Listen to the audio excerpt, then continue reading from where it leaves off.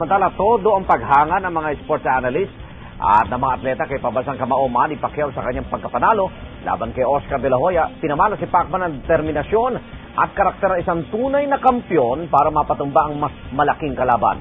Narito ang report ni James Velasquez. Who is not fighting back. He's hurt. Pinatunayan ng pambansang kamao na si Manny Pacquiao na siya ang pound-for-pound best fighter in the world matapos matalo si Oscar De La Hoya sa kanilang dream match sa Las Vegas, Nevada. Ayon kay boxing analyst Ronnie Nathaniel, ito na ang pinakamagandang laban sa career ni Manny Pacquiao. Maliban sa pagsunod sa game plan ni Coach Freddie Roach, hindi nakita ni Golden Boy ang kaliwat kanang kombinasyon na pinakawalan ng pambansang kamao na bumutas sa depensa niya.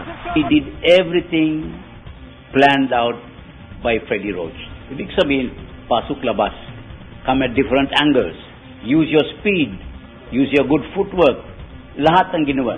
Bukod dyan, isa pa sa mga naging susi ng tagumpay ni Pacman ay ang magandang relasyon nilang dalawa ni Roach. Para kay sports analyst Jed Sarmenta, tila hindi lang talaga kinaya ni Golden Boy ang game plan ni Pacquiao at Roach.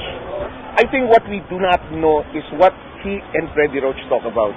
That we will never really understand and know probably later on when Manny nakapag-retire na siya, he will tell us what Freddie Roach told him. Those little secrets between a coach and a player, a teacher and a student. Wala na din dapat patunayan si De La Hoya dahil naging matagumpay ang kanyang boxing career. Hindi na lang niya sana itinuloy ang laban para hindi na madungisan ang kanyang record. Frankly, I think Oscar De La Hoya should retire. Now, he got beaten by a smaller man. Everybody thought Oscar was a bully. Now, he was the guy who was bullied.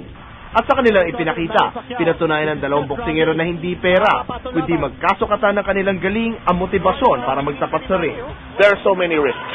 But I'm sure they would not have taken this fight unless they saw something na kaya nilang pagsamantalahan o upakan kay Oscar De La Hoya. Nagdiwang ang ilang mga atletang taga-suporta ng pambansang kamao.